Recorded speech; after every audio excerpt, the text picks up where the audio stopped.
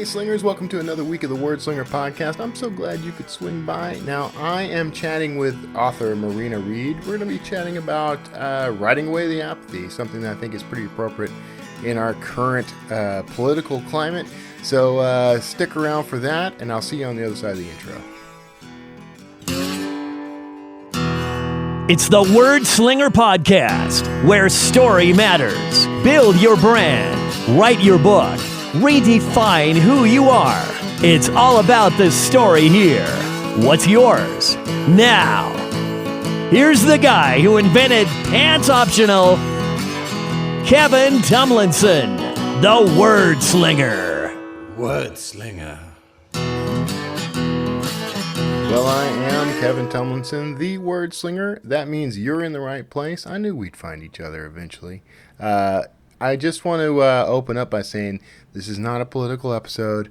I realized after I said the things I said in the opening might be skewed that way. Not going to do it. Not going to do it. So we are good points, by the way, if you recognize what I was vaguely referencing there. And poorly, also. So this week I'm talking to Marina Reed. She is she's a Toronto-born writer and researcher, and she's put something together. She wrote a book based on something that she had been kicking around in her head for a large chunk of her life. So I love talking to authors who had a story just sort of embedded in their psyche from an early age. So it's really good to meet people who are out there, pulling this out, making something of it. That's what I encourage people to do all the time. I know a lot of people approach me and say, I have an idea for a book. And a lot of times they want me to write that book. I have an idea for a book I think you would really enjoy writing. The trouble with that, there's a lot of trouble with that. I got enough of my own ideas. I'm having trouble keeping up with my own ideas. So I can't really take on someone else's. And besides which, I think that an idea belongs to that person. It's something that needs to be expressed by the person who had it. Let me know if you agree with that. You can pop into comments just about anywhere you find this episode, and let me know if you agree with that sentiment. But I think ideas are given to us. They come to us because we're the one uniquely qualified in that moment to make that idea happen. I also kind of believe in, I read Elizabeth Gilbert's, one of her books, and I can't remember, something about magic. I can't remember the title. I'll find it. But one of the things she talks about in that book is, if we get an idea and we don't express it, we don't build it, eventually it leaves us. And then goes to be expressed by someone else. And then in that way, creativity is a living, breathing thing. I kind of believe that. I kind of do believe that. That's neither here nor there. We'll talk about heartfelt things after the interview, but I don't want to waste anybody's time. I want us to get right into this interview with Marina L. Reed and talk about her and her work. So I hope you enjoy this interview. Stick around after. We'll have ourselves a nice little chat, and I'll see you on the other side. Hey everybody, thanks for tuning in to another Word Slinger podcast episode. I'm glad to have you here. I'm chatting with author Marina Reed. She's the author of Primrose Street. We're going to talk about her and her work. I'm just going to put this out there because it's a warts and all show. Having a hell of a lot of technical difficulties in this episode. So if I start skipping out or whatever, going robotic, you just listen to the guest. You don't pay attention to me. And you keep paying attention to the guests. So welcome to the show, Marina. I'm glad to have you here. Thank you so much. Nice to be here. Yeah. Now, I want to hear about your book, but I wanted to start first, just can you give us an introduction of who you are, like what you're doing in the world? Yeah, that's a big question. Had a lot of interesting journeys. I'm an artist. I'm an educator. I've done that in various countries around the world. Mm-hmm. And now I'm doing what I actually always wanted to do more often, which is write full time. And it's fantastic that my book is creating its own journey now. Now you're with a publisher, right? Moon Publishers? Blue Moon, yeah. Blue Moon. I knew it was something. I'm sorry. The notes are here, and I completely overlooked it. So Blue Moon Publishers, and they are, I guess, are they a small press, or are they, who are they affiliated They're a with? small press, yes. Okay. All right. Just checking. I like to feel the waters. I get a lot of indie authors on the show, and I get a lot of traditional authors on the show. Awesome. So All what are do you? great. All are great. That's right. Yeah. Now, what was your sort of journey like to go from you've got the manuscript? How long did it take you to write the manuscript? Yeah, they're not simple one sentence answers to those questions. They don't have to be. You I, should talk more than I do. That's the. well, I've been writing since really I can remember. I mean, when I was 5, 6, 7 years old, I was writing, and my mom would keep all these little things, and she had them in a box, and she gave them to me a couple of years ago, and it was kind of interesting to go through and see that, I was doing this a long time ago, and started, I've got on my shelf behind me there are the yellow covered books at the back, are all the original Nancy Drews that really kind of got me going. I just love Nancy Drew. I started my own little detective series, and so as I went along, I've always been writing. I have little notebooks everywhere and stories everywhere. And Primrose Street is really interesting because as I was teaching, working overseas, I was always penning stories. I was always observing and looking and watching, and in between everything else I was doing, right? That's the problem when you're having to do lots of different jobs. And Primrose Street is kind of a collection of all of those different stories, all those different experiences. And it came together because I'm rather political. I'm rather involved in our world and our planet. And I was starting to really notice such apathy. Mainly, I think because people are very accustomed to doing what they're told or what they read that they should do, rather than really being able to stand in somebody else's shoes and be able to say, wow, is that really what it feels like? Is that what it's like? Maybe I could reconsider what I think about that person or that activity or whatever it is. And I do think that's what art is supposed to do for us. It's supposed to allow us to stand somewhere that we otherwise wouldn't stand. We otherwise wouldn't be able to go because we can't experience everything. Our life is pretty short.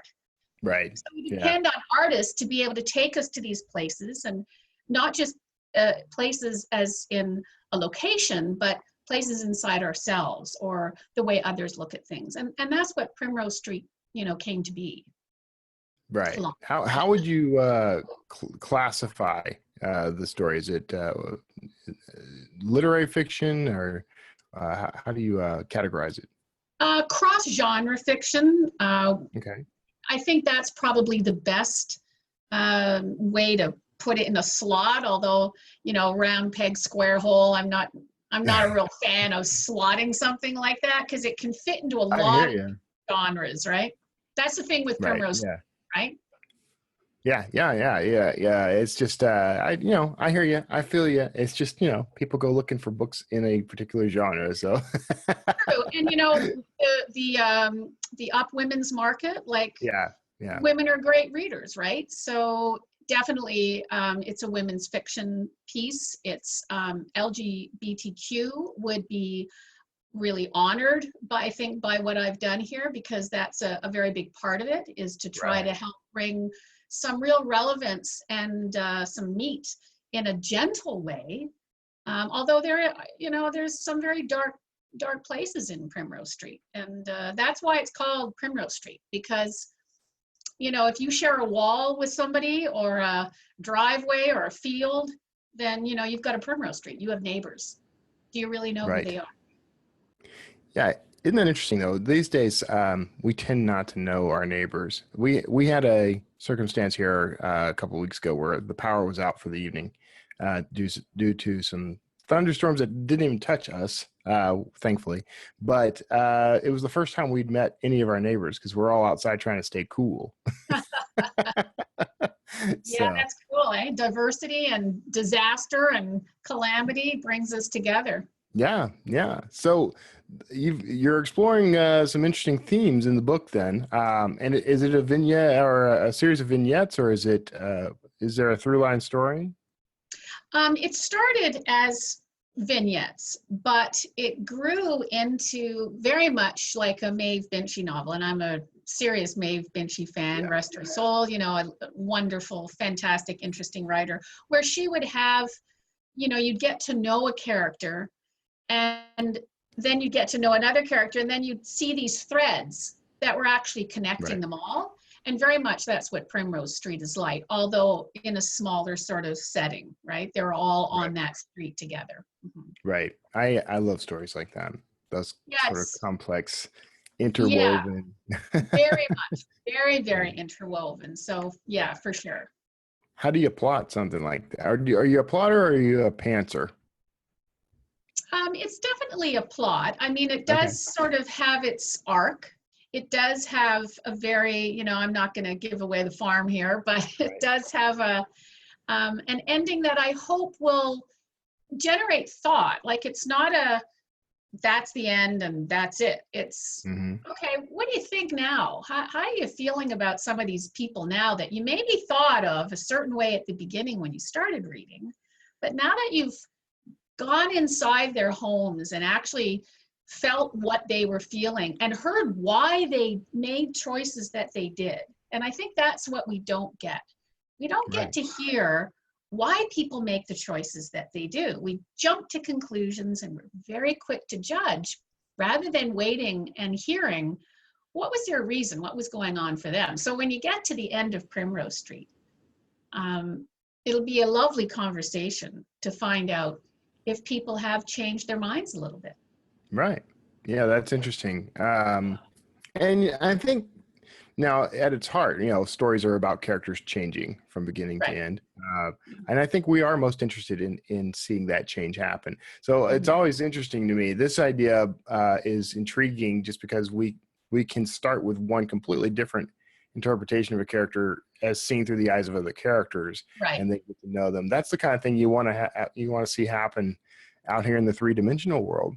Right, right, exactly. And I guess the other thing I've tried to do is I have characters that are 7 and 8 years old struggling with things in school, and Mhm. grandparents in their relationships in their 70s and 80s, and, you know, people all in between. So it's a microcosm of what we're looking at in our world, you know, the Right. young to the old, and how we all really kind of intermesh in between. Right. Yeah. Yeah. Okay. So this is your debut novel. Are you already working on something else? Are you I've already going to take a break? finished the second You're one. already finished. That's the way to go. That's the way Yeah. to go. Yeah, and looking at, you know, Primrose Street in different directions, but the next one is actually, again, you know, looking at some hard issues. I guess that's sort of what I like to do, because I like to bring some thought that maybe is a little bit different to Yeah. how we deal with things, you know, that Right. kind of thing. A little more empathy. So are you going over to the next street over? Actually, it's the next country over in the Oh, next. okay. Okay. All right. I think that would be kind of intriguing, though, to do a What? series of books that are stories about the people who live on various streets in the neighborhood. Just keep That going. is kind of cool. You never know. You Yeah. might be finding that on your shelf actually in the future. I think you're the woman to do it. I'll Honestly, have to give you a little credit in that one. do it. I'll do it. I'll take credit. I'm all about the ideas. You know, my books, you know, are fun and all, but I think I have more creative ideas for everyone else around me. But that's the So way it works, right? We have to share. We have to share, right? you have to share. That's what ideas are for, right? Absolutely. And I You, think that's what happens. yeah, I think so too. And when we have especially authors have an ongoing conversation basically with readers, with other authors, and it's all about sharing ideas and seeing how they grow. I'm not the guy to write that series of books, but you might be just the right person. Maybe. I would be intrigued. I'd read that. So you hit on this, and I'm sorry, I'm dealing with the technical stuff, and my brain was not quite in sync yet. But we were talking about sort of how you got started. What was your sort of career before the full-time writing? Well, originally I was a performer. I was, you know, on stage. And from there I went back to school. I do have 3 degrees now, Okay. and I was in journalism for quite a while as a Okay. researcher, as a producer, as a writer, and worked with illiterate kids in a program that I did that got me writing drama and media programs for schools. And then that path took me to actually working with the kids and teaching ages 10 to 25. And so I did taught drama and literature to students of varying ages in inner city schools, in rural schools, in a developing country in Europe, and then home I came and started to take a little more time to pen the story. Yeah, yeah, that's interesting. We have very similar backgrounds. It seems like. I'm always fascinated. I always ask these questions because I'm looking to see if I'm really as odd as I think I am, or if there's a group of us out there. I think there's a group of us out there. I do There's too. always a group for you out there. Yeah, I do too. I've interviewed hundreds of authors at this point, and there are these little tiny similarities. Some have more than others. So yeah, other than the performing, I didn't really perform, but I was filming TV behind the scenes mostly, and some on-screen stuff, I guess, as a host. But And you're still doing it. I'm still doing it. Crazy as it sounds. I don't need to do this show. Every week I think, should I continue this show? Should I keep doing this show? And then I'll get an email or a phone call from a listener who says how much they've learned, how much they love it, and I'm like, yeah, I can't stop. No, it really is. I must say that I went through and I listened to quite a few of yours. I love your intro, by the way. Oh, thank you. Thank you. It's very creative, very enticing, and no, you do really. It's very relaxed and very comfortable, and you want to listen to what's going on. So yeah, do keep doing what you're doing. That's the goal. Yeah, and I appreciate that because that means I'm succeeding at least one of the things that I do in my life. So. Yeah, don't let technology, affect your decision here. Boy, it gets you though, right? It just gets you because it's like I have a setup, a very, very nice, very well designed setup, and it has yet to fail me except for this past week when 3 of my guests have told me they can't hear me. So well, whatever. That just means you have to be more determined to carry on. That's right. You got to be smarter than the machines. It's AI. That's what it is, taking over. So you now you're doing this now. You've got this contract. I mean, this is all you're doing now is the writing then? It is. Well, and I paint as well. Okay. So I go back and forth, but really I'm doing my art all the time now, which is, it's actually quite fascinating because having had a split focus for so many years and then also add children into that, my own, not just the ones I was working with. Sometimes I wonder, wow, how did I possibly do it all? But to just be in an art mentality is, oh my gosh, it's so wonderful. It's so different. Does the painting inspire the writing and vice versa, or? Yeah, they really do. They really do. And sometimes I'll do a piece and, and that will, okay, that's what I need to do for, and so I go back and forth between the two, which is really fantastic. That's exactly why I still do like cover design. I do my own covers and other people's covers and that sort of thing. Because when I do covers for other people, I don't need the money. So I can afford to charge a lot of money for it. Right. But it's just an outlet. It's a creative outlet. What other things do you do to sort of recharge the work? I love being outside. Unfortunately, I couldn't quite afford my horses anymore, but I used to do a lot of riding, love them. Play a lot of golf now, which I really have come to quite love that. Play tennis, I hike, I do as much as I can outside. Love my garden. So that really is recharging for me. And it's funny how those things that are important to us come through in the writing, even if you're not consciously think of it. I found that so interesting that when I would go back and read what I'd written, there were things there that, wow, I didn't consciously think of that, but it's all there. And the power of nature is very, very predominant in Primrose Street, very predominant. The maple trees are personified. And probably, if I had to say who the main character is, it would be the maple trees. I got a sense of that when I was reading the back cover description for the book, because that's one of the first things you mentioned was that, you know, the only one who knows. I'm sorry, I'm getting some feedback. Sorry about that. You mentioned that the only ones who know the stories on Primrose Street are the maple trees, and I thought, well, that's an interesting perspective. Like we're sort of eavesdropping on the lives of these others through these otherwise inanimate life forms.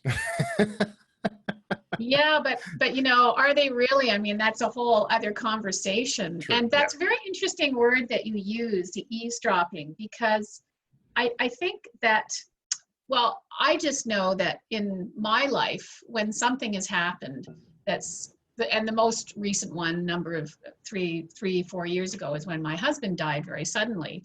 And trees, you know, I would just hug a tree for comfort and for help. And there was this great strength that they were able to give. And I think they stand there and they just are there for us and give us things without us really being consciously aware. But I do think we definitely get things from those powerful things that are around us. Oh, yeah. Yeah, and some of the characters in Primrose Street, very much as young kids, and they mention this as they get older, that the trees were the place that they went for refuge. The trees were the place that they went for comfort. And I can remember as a young kid, I grew up on a farm, and to get away from chores, I would take this little basket of books and climb up this apple tree and sit up there and read my books. And I never told anyone where I was, and they'd be hollering for me. And there I was up in my tree reading my books, but they'd eventually, you know, get me to do what I had to do. But the tree was always that place to go for comfort and refuge. And I think people do that, you know, they really find that quiet zone when they're in a forest, when they're walking in nature. They get something that it's kind of unexplainable. It's very, I think our language is so limited, you know, we can only express so much of what we feel and take in around us. Right. Yeah. That's why authors are important, though. Like It's true. we're inventing new ways to express that feeling of walking into a forest. You know, I still remember, you know, when I was a kid, especially, there was a clearing in the woods behind my home. You had to go through the woods to get to it. No one else knew it was there. And some of my best memories are standing, you know, playing in that little clearing. And I just remember one day being there. Actually, this happened several times, but I remember the first time very vividly, being there in the clearing, and suddenly the breeze picked up and it was nothing but rustling leaves all around me. And I had this sense of being enclosed, even in the outdoors, you know, sort of something surrounding me. And I understand exactly what you're saying. I spend a lot of time. What was your feeling at that moment when that was happening? Do you remember? It was very, it was the sense of being in a safe space. In a safe space. Yeah, yeah, very much so. And you remember that really keenly, like that was very I can relive that when I. You just did beautifully. Exactly like right. I was standing right there. You know, I could just feel what you were saying. Very, you know, beautiful. So that I do like that component, you know, and the fact that I can see that now as a venue for digging into human emotion, the human story, with that as your sort of platform. That's very interesting. And it was very interesting. I'm sorry, go ahead. No. Go ahead. You're the important one here. Well, I thought when it was, I think there's something really interesting that happens when you write, that it creates with you. Mm-hmm. It's not like you just do it. It's like there's this voice that works with you. And the trees in this story became very vocal to me. And I started seeing them quite differently. And when there was pain that was happening to a character, the trees, you know, would almost say, this is what's happening to me. And then there was this connection that started happening very organically. Like I didn't think and plan that. It's like they just said, this is what has to happen here. And it was really quite, I don't know. It's hard to explain how that all kind of came to be, but it just synthesized itself. It was really quite fantastic. Yeah, yeah. That's interesting. I love when things like that happen. And it's actually, I've noticed when I switched genres, because I used to write science fiction, now I write thrillers, and there's much more history involved, history and archaeology, and I noticed that sort of thing happens. Like there's a synthesis that happens that I never had before. And I glom on now to historic facts, anything about anthropology, anything about, humanity throughout history, Yeah, sticks I with love me that. much more. Yeah. Yeah. So that's very interesting. So what did you say what the next book is? Are you able to talk about the next book or no? I don't know. The next book is, what I can say is that it does actually delve into history. It starts weaving, history and how that has affected cultures, not just ours, but others. Right. And what component that has as we interact now, which is very much what happened when I was living in a developing country. And the past and the present merge together, but it is very much a book about women empowerment, for sure. Okay. All right. And that's, this book is about coming together as people and being more tolerant of choices that we make and being Right. more tolerant so that, like the tagline that my son came up with actually was, "You can't hide from your secrets." Right. And that just became very predominant. And you see that through the whole book, because that's what it is, that need to fit in, that need to be accepted will make people afraid to say what they're really thinking, what they really need, because they know they won't be accepted. And this book is trying to say, but why? Why do they have to kind of suffer in silence when really there's no need for that? We need to have that empathy and that understanding together. So that's what it's trying to do. And it's about community. The next book, which is a trilogy, yes, it's about community as well, but it's about looking at how women need to really support themselves and stand on their own feet. And that really is kind of a sign of the times right now. Again. Yeah. I've lived through a few of those. I know. When I pointed this out before, I'm like, a lot of the things that are very hot topics right now, they're not new. Like No, we've they're talked not about new. these things, right? Yeah. And it's interesting that we have to keep refighting some battles. Yeah, and it's a little disconcerting, but the pendulum swings, and hopefully at some point it will come to some kind of resolution that allows for more equanimity between people. And I watch young women kind of getting on that bandwagon, and I think, yeah, I remember being like that, 100 years ago, but now I'm still very adamant about equality, but I go about it a bit differently. Yeah, I think actually because of that, the analogy of it being a pendulum is pretty accurate, because what you have is we want to be in the center. And I just got a message, so you may be missing out on some of what I'm saying. I apologize. It's okay. I hear you as you're frozen in front of me. Okay. So we want to come back to center. We want everything to be nice and equal on both sides, right? I think what happens is we see these extremes, we swing from one to the other, and then over time we're losing that momentum, and we're going to eventually, inevitably, come to center, and we're going to be all right. So that would explain why we have these same battles over and over again. Everyone wants to ensure that their rights are still respected, sometimes at the cost of other people's rights. But I think we are getting better. It looks worse than it is. I believe. I hope that's true. I'm not sure that's always the case, but No, I do think that as the extremes aren't maybe as extreme here. They're definitely not that in every country. That's true. Right. So that's very true. When we talk about that pendulum swinging, we are talking about trying to figure it out here and then become an example that we can be for other countries and other Right. people to see, you know what, we're doing pretty well by giving credibility to other people. As long as Yeah. people aren't being cruel and hurting someone else, then that's okay. That's good. Right. Let's figure out who we are and who we need to be, right? I think in that instance, we're in that that airplane analogy where you're told to take care of yourself, put your Yeah. own mask on before you see to the needs of the person next to you. I mean, until we can say we've done it, we've achieved equality, no one is being ostracized for their race, their religion, their sex, their sexual orientation. Right. It's hard for us to help others. So I think we're on the right track.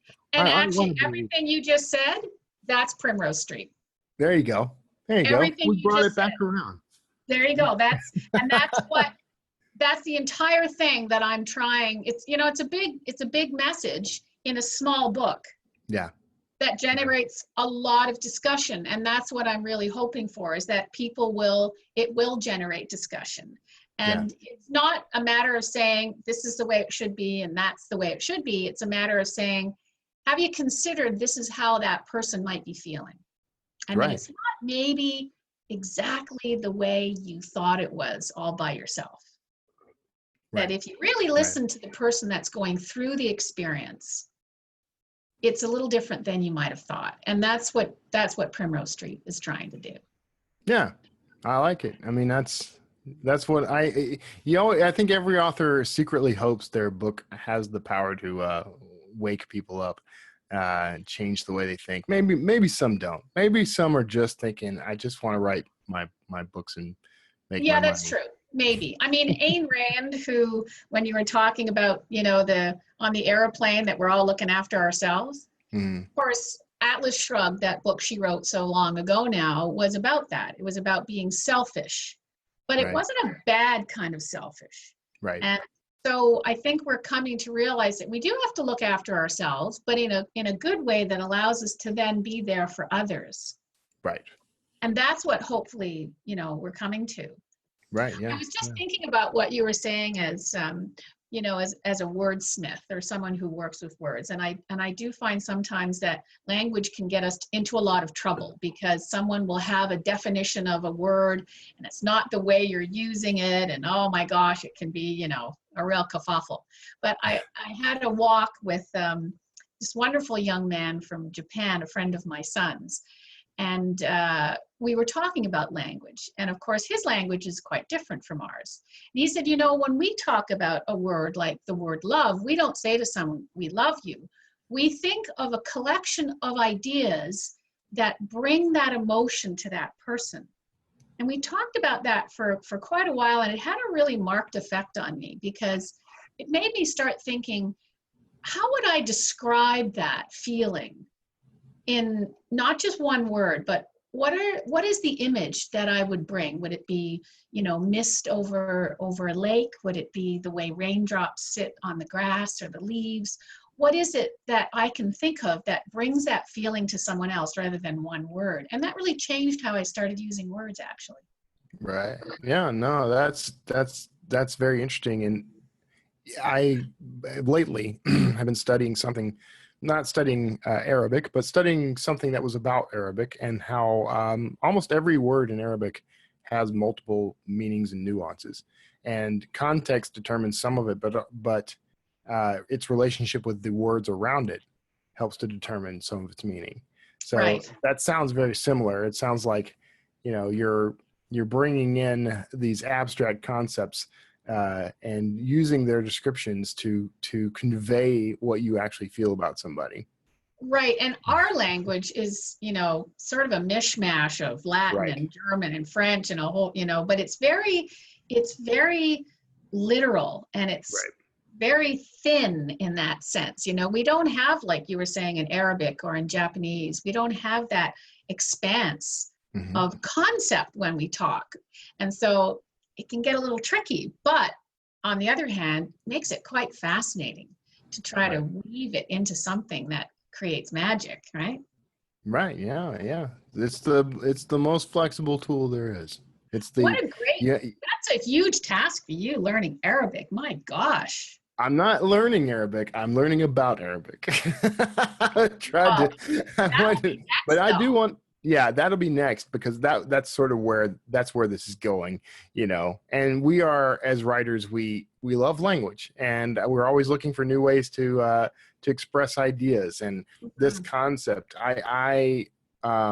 you know, I know a little bit of French. I know a little bit of Spanish. You know, I'm not proficient in any of these languages, but I love digging into the etymology of words and finding out what the origins are, and you know, and then you just become bigger. You become greater.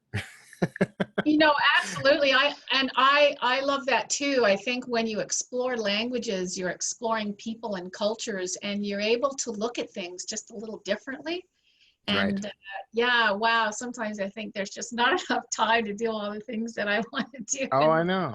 I know. I know. There's What probably a more time great than we think. problem to have, eh? Right. Yeah. What's the next thing that I'm going to immerse myself in? And do I have time for that? Yeah, no, I agree. I love where this conversation has gone because I am a lover of language. I think most of us are. As authors, you kind of have to be. You're right. But even And as you try readers. to make others fall in love with it too by reading Right. what you're doing. Yeah. Right. So speaking of that, I mean, who has made you fall in love with these stories and storytelling? Like, who are some of your Oh, inspirations? wow. Yeah, I'm a voracious reader. I just actually finished Michael Ondaatje's latest book, Warlight, which, is very similar to all his books that, Yeah.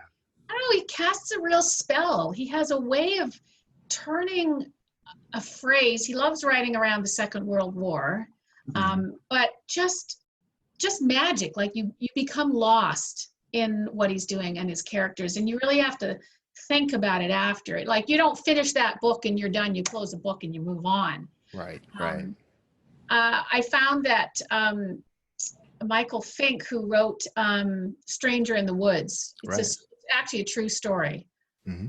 Just beautiful, beautiful writing. I had to reread those parts. Those are very current books. I'm also an absolute lover of the romantics, of Coleridge and Wordsworth, and their long, beautiful ballad poetries we see them in so many things that we read. You almost have to read those just to see how many others are referencing that Right. incredible piece of literature, right? Right. So I don't know, Thomas Wolfe. I love historical fiction. Rutherford, who did Paris, and Hmm. Sarum, and just magical. I think that's an incredible feat to take actual events in history and create the characters that move through those events. So you're teaching the reader about history, but you're drawing them into the characters you've created. I mean, I've got so much respect for them. And Philippa Gregory, she's the same, Yes. right? Yeah. I mean, I think I've read all of hers just because that was one of my passions in university, was the Arthurian age and the Right. medieval age, and yeah. I'm so it really bothers me that I can't keep up with the reading list. Like Gosh, that's so true. Oh my gosh. if I stopped everything I was doing, I could conceivably read all the books that I want to read in my lifetime. Oh my gosh, that's so true. I have a basket, and I can't, I almost have to say no more secondhand bookstores, no more, yeah, no, because I've got 10 sitting there, 5 Right. sitting here, but yeah, you get taken into another world, and it's very rare. I think of all the books I've written, maybe 5 I haven't finished, because there just was nothing that pulled me into it at all. And that's, not common, really. I think the amount of thought that goes into it, and Mhm. the magic of weaving those words is pretty miraculous. Do you revisit those works that you haven't finished? No. Well, I Okay. shouldn't say that so quickly. I think I wrote something about this. Um, when I was in university, I did a course with, oh my gosh, her name has gone right out of my head. She wrote Emma and Pride and Prejudice, Jane Austen. Jane Austen. Yeah. Yeah. Hated her. Yeah. hated her to bits. Yeah. Wrote great papers, but I remember the professor saying to me, you know, you have to be old enough to appreciate the detail and what she's doing. So come back to her in 20 or 30 years. Yeah. So I never forgot that. And I did come back to her in 20 or 30 years. And I found that I did have a very different appreciation for her. Mm-hmm. I don't think she's still my favorite author. I'd rather read the Bronte sisters that take you, you know, off into the wilds. But I certainly did have a different appreciation for her magic. I had the same experience, and I was an English major. One of my majors was English coming through college, and you sort of resent being forced to read certain works, and so which did you resent? Which did you not like? Well, Jane Austen was definitely on the list. We'll just and honestly, and I don't know what this says about me as an enlightened human being, but most of the female authors that I was forced to read, I didn't like. However, in my defense, I came back later. Like you said, and gave them another shot, and ended up loving most of that work. Not all of it, I think sometimes the work doesn't connect with you. Yes. But I wasn't rejecting it because of the author, at least. I don't know where that started. That's a good point, now. Though. Sometimes the content, you can't go in there. You can't take that journey. Yeah. So you just can't. You're not ready for it. It's not something. Right, you're not ready for it. Because you're going to experience it. They're going to make you feel things. Right. So you don't want to go down that route. Some of us lack a certain level of complexity the first time we tried to read a work. I did, for sure. In high school, I did very, very well in high school. I didn't fail. I was top of my class, but I skipped a lot of the assigned reading because it was quote boring. And so, who was your favorite? Who was your favorite in university? If we go there, or even now, who are you loving? Oh, well, I that's a hard question to answer because I'm all over the place. I don't, and the classics don't tend to stick with me as much as more modern fiction. But I do occasionally reread some classics. I loved Lord of the Flies was a book that I skipped in high school and read in college and ended up falling in love with it. Great Gatsby was another one of those. Right. Basically, all the Jazz Age stuff was very intriguing to me. Right. Did you ever get through any Thomas Wolfe? I did. Yeah, I did read quite a bit of Thomas Wolfe. I read Hemingway. I read Hemingway a little bit in college because it was forced on me. Right. I didn't fall in love with Hemingway until I went to his home in Key West. Right. And decided, you know what? I mean, I got to find out. I got to immerse myself. And picked up, from their bookstore, picked up a couple of copies of some of his books. And, there I went and read everything. And I don't actually think he's that great. But I do enjoy his work. Yeah, I would agree with that. But, you sort of have to think, wow, what am I missing? Yeah. But I did. Sorry? No, and I think I somehow enjoy the work despite it not being great, if that makes sense. Yes. Like there's something about the work that connects with me, even though when I'm reading it, I think I've known better writers. Isn't that interesting, right? But it stays with you. So there's something pretty profound right there. Oh, yeah. I mean, Hills Like White Elephants was a short story that just has stuck with me all these years for no, apparent reason. But yeah, several of Hemingway's stories have stuck with me. But yeah. Yeah, and some of those smaller ones, you just made me think of Kim Eshlin. She's got a new book out now. She's a Canadian author. She wrote Dagmar's Daughter, which just got me. There was something and Jane Urquhart stuff just sort of, there's something very, almost a little sinister, I'd have to say. Right.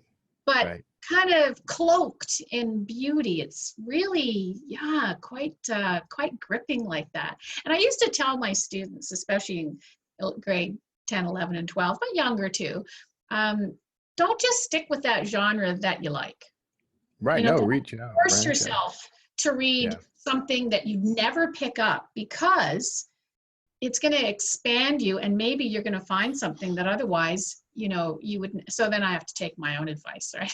Right. And that's the trouble, right? Well, and I just read Nina George's The Little Paris Bookshop, which is probably more, I mean, it features a male protagonist, but I'd say it's probably more women's lit than anything.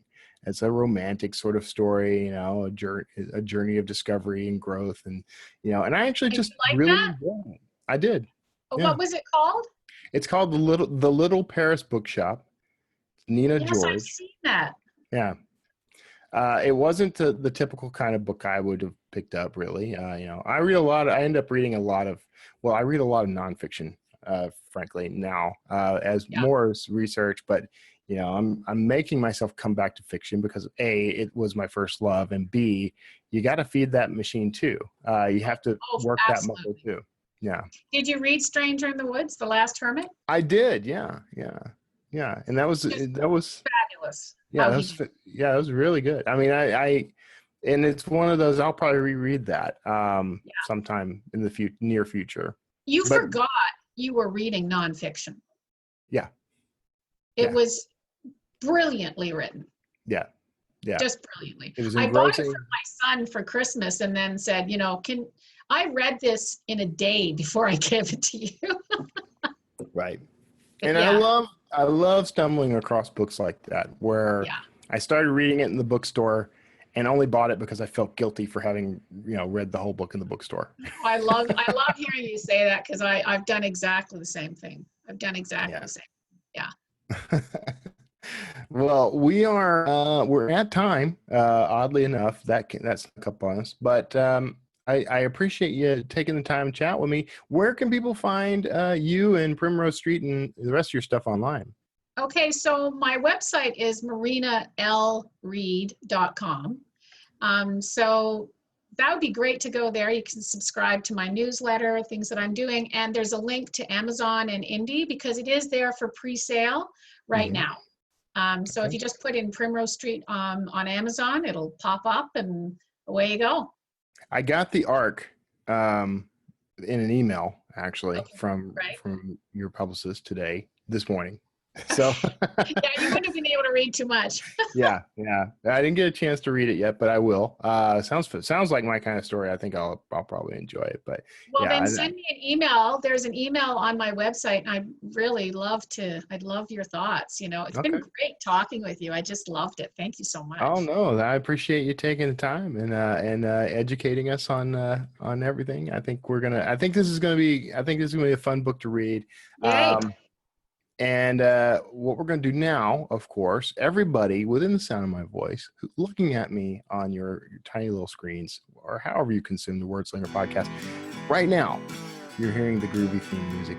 You may dance in place at will. And we're going to see you on the other side with maybe some industry news, whatever I've come up with. I've been thinking about changing the format. Who knows? So who knows what you're going to get? But you stick around. And Marina Reed, thank you again for being a part of the show. You stick around too. We're gonna chat a little bit after all these yahoos get out of here. Okay. Bye-bye. All right. Take care, everybody. We'll see you on the other side. Hear your book the way it was meant to be heard. With a fully custom soundtrack based on your material. An album of music that perfectly fits your characters, your settings. Hear your book today. SonataInscribe.com. Well, welcome back. You made it through to the other side. I'm so happy to see you. I was just sitting here sipping my coffee. So that's good coffee. So I hope you enjoyed that interview with Marina Reed. I hope, and I know we talked about all kinds of things in that. The opening was really where we talked about the idea of writing away the apathy. So I hope that that inspires you. It is important to care about things, and there's a curiosity. I have a curiosity, and maybe you can help me with this. I was thinking about posting something on Facebook to ask about this, but this will do equally as well. I'm curious because sometimes you hear people talk about interest and caring in a way that makes it sound voluntary. Okay, so I believe that caring is voluntary. I mean, I believe you choose to care. Okay, interest is different to me, and I don't know how to become interested in something I'm not interested in. And so statements like, he showed no interest. You're clearly not interested. Argumentative type statements, accusational statements that someone is not interested.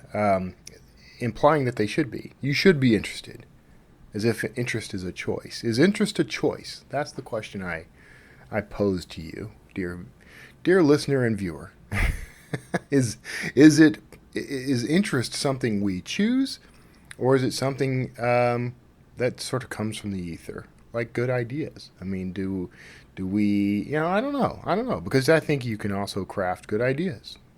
So maybe there's something to this. There's some meat on this bone. Let's check that out. Let's deep dive into that. Let's use all the hackneyed phrases that we can come up with and overused tropes.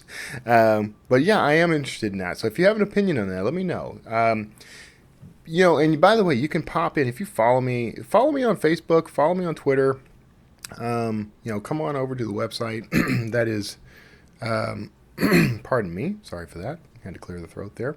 Wordslingerpodcast.com is the website for this show. KevinTumlinson.com is my author website. You're welcome to check out both of those. They kind of lead to the same place right now. I over the years, I've toyed with creating a specific website for Wordslinger, and I've done it a couple of times, and I've reverted back. There's a thing. There's a whole thing.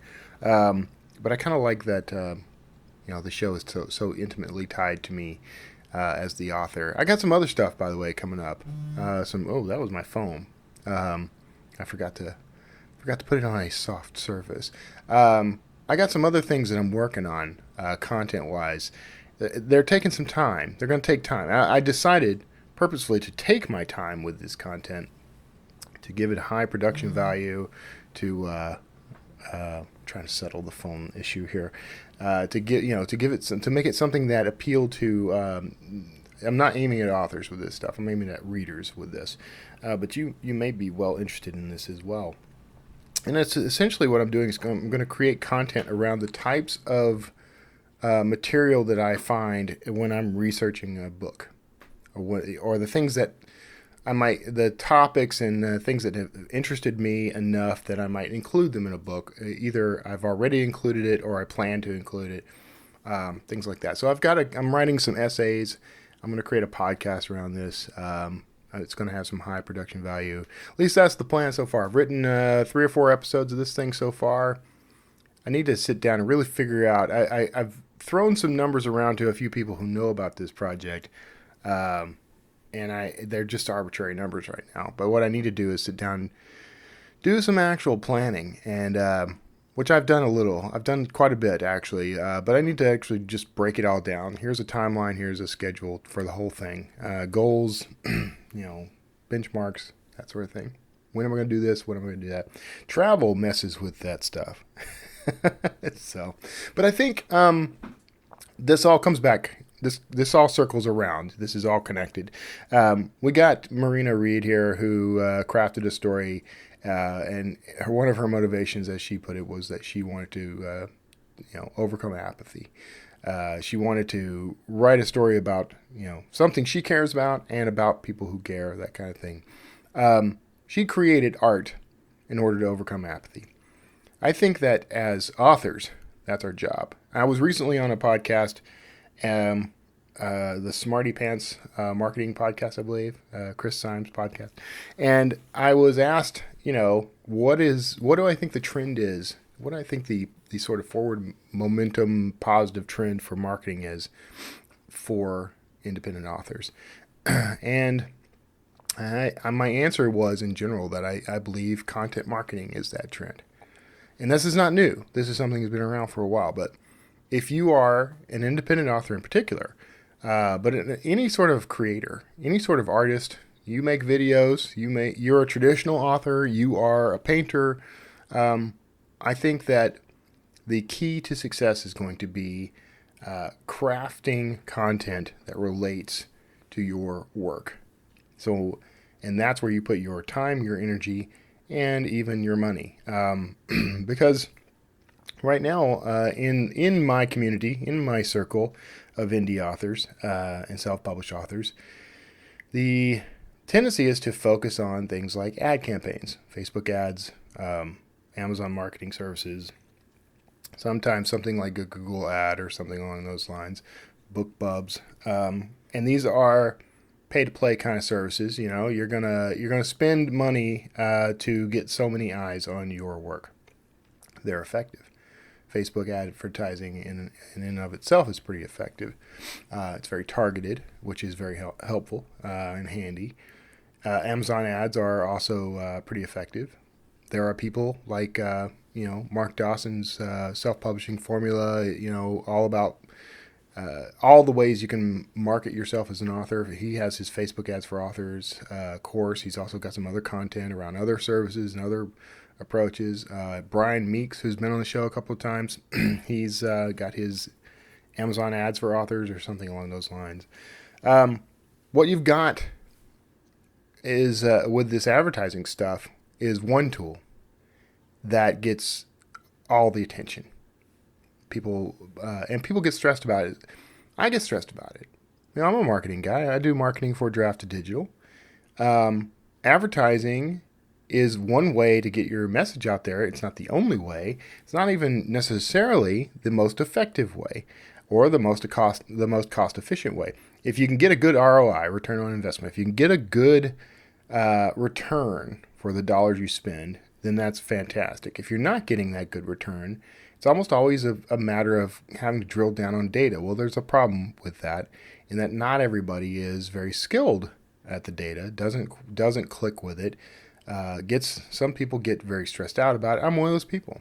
I get stressed out when everything becomes data centric, and I think the reason that I get stressed about it is because the more I dive into data, the less connected I am to the human component of that, the human component of the marketing. This is just me. This could be you, but I mean, this is what happens with me. And the more disconnected I feel from my audience, the less effective my marketing becomes. So what I've noticed over the past several years now is that when I focus on the human aspect of marketing, I get bigger results. They take a little bit more time sometimes. You know, if I can dump a bunch of money into an ad campaign, I can start seeing the needle move. But then when things shift, when things change, it's hard to adapt because I now have to figure out the puzzle of the data. And some people really thrive on this. They really love it. Brian Meeks loves it. You know, Mark Dawson, Joanna Penn, they love it. And this is the kind of puzzle they can dig into, cozy, next to a fire, iPad in hand, looking at the data, reading a story. That's the way they feel about it. That's the way they see it, and it works for them. What works better for me is how do I reach the human being that I believe will enjoy my stories the most? Where do they hang out? What are they into? How do they connect with other people? How would they connect to me? And that's how I focus. Data plays its role in that, but it's not the center of my marketing universe. So content marketing, as I put it in my interview, content marketing feels like the most indie marketing that there is to me. Content marketing feels like the indie author's marketing. It is the most indie author marketing tool out there, and it's not just indie authors. It's anybody who is creating something, indie or otherwise. If you're a traditional author, if you're a commercial artist, you can use content marketing in the same way that the indie can, as long as your contracts don't forbid it.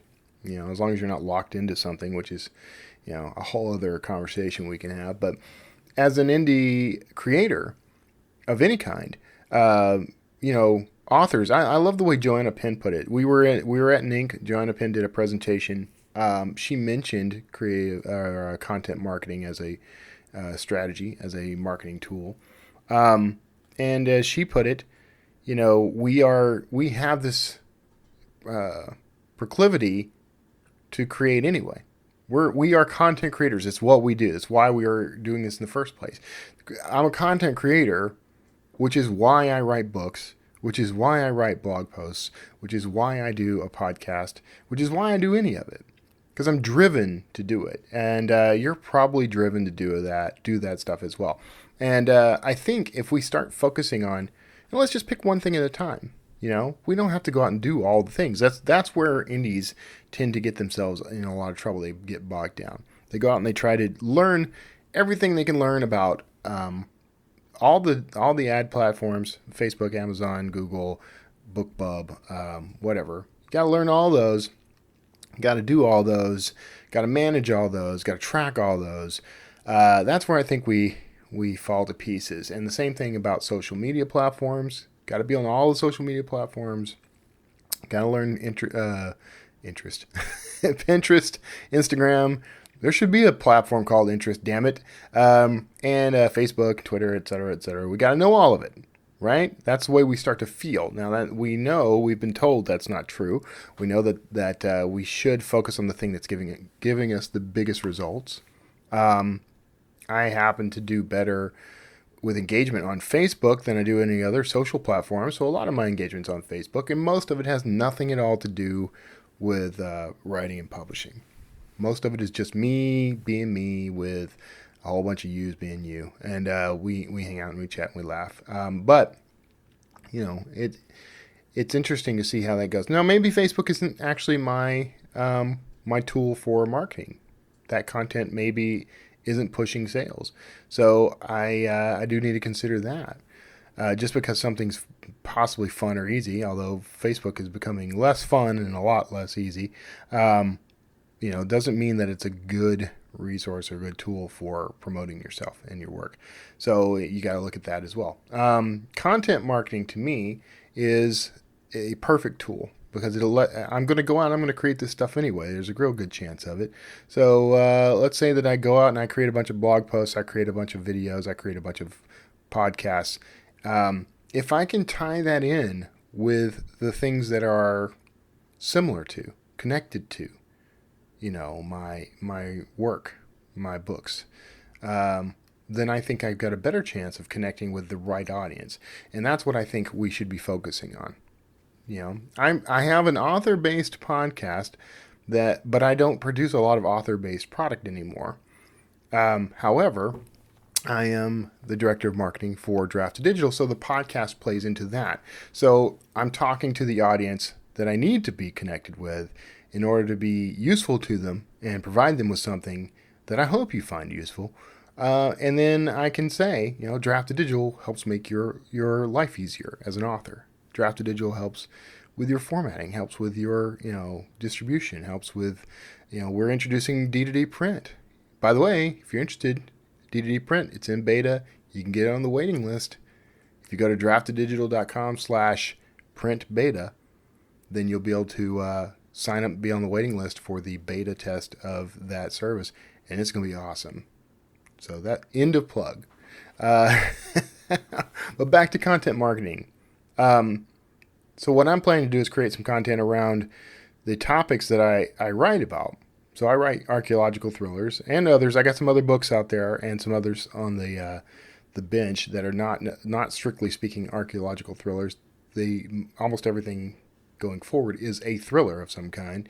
But I do a lot of research in the form of the stuff I read, the stuff I watch on YouTube, the stuff I listen to on podcasts.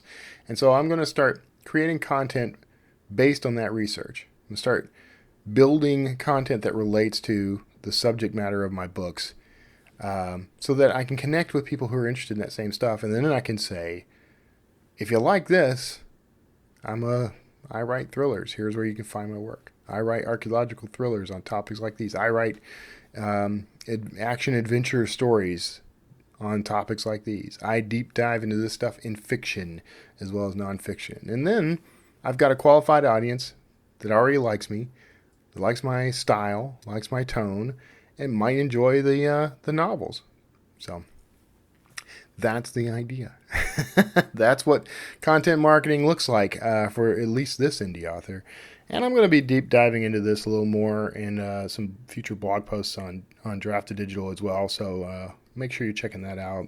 Go to drafteddigital.com/blog, and you'll see some of what we got going. And, the announcement about D2D print, that's going to be dropping in a couple of days to your to the D2D authors in your inboxes and on the blog. You're getting a little early preview. Got some other stuff coming up at D2D you're going to dig. D2D Shared Universes. Shared Universes is our version of Kindle Worlds. So when Kindle Worlds shut down at Amazon, we picked up some of those authors to help them continue being able to offer those books by the people who came into their universes. So we're going to offer that. That's going to include some royalty splitting and other features. So get ready to see that announcement coming up. I'm leaking this stuff, guys. You get to hear it first because you're slingers. You see what you get for showing up? Now make sure you tell other people. Go share this episode. Go tell people far and wide. That's going to be it. Make sure that you are following me. Follow me at Kevin Tumlinson on Twitter, at WordslingerPod on Twitter. And pop over and search for Kevin Tumlinson on Facebook. You can find me and my author page. The author page, I'm kind of not seeing the point of the author page, but go follow it anyway. I could use the followers. Wordslinger Podcast has its page there as well. Don't forget to check out Drafted Digital. Like the Drafted Digital page as well. At Drafted Digital on Twitter. We're there. You look on any platform, search for Kevin Tumlinson, Wordslinger Podcast, and Drafted Digital. There you go. Make sure you're subscribed on YouTube for all these things. The Kevin Tumlinson YouTube page.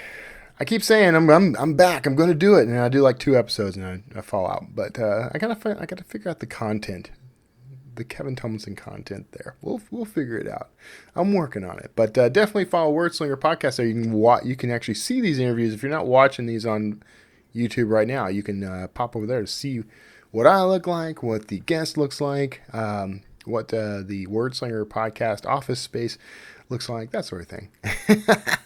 Oh, we got another big announcement, Drafted Digital wise. D2D is moving its offices. They're going to remain in Oklahoma City, but they're moving closer to downtown Oklahoma City. So look for an announcement about that as well. So otherwise, if you're going to be in Vegas for 20 books, look me up. I'll be sporting the Drafted Digital Amex, so we might be able to comp you some drinks. We'll have a little fun. But yeah, just swing around. Say hello. I'd love to see you. So, all right. That's going to do it for this week's Wordslinger Podcast. Thanks so much for tuning in. I love every single one of you. Even the ones who don't always agree with me and whom I don't always agree with. There's a great deal of respect and love all across the board. And I'm real happy that we're in each other's lives. So thanks for being a part of that. God bless each of you. I'll see you all next time. Hey, thanks for tuning in to the Wordslinger Podcast. Now, you can support this show by visiting wordslingerpodcast.com. That's where you're going to find back episodes, books by me, and links to anything and everything Wordslinger. And be sure to subscribe to this show on iTunes, Stitcher, YouTube, and anywhere else fine podcasts are sold. I'm Kevin Tumlinson. Thanks for tuning in, and we'll see you next time.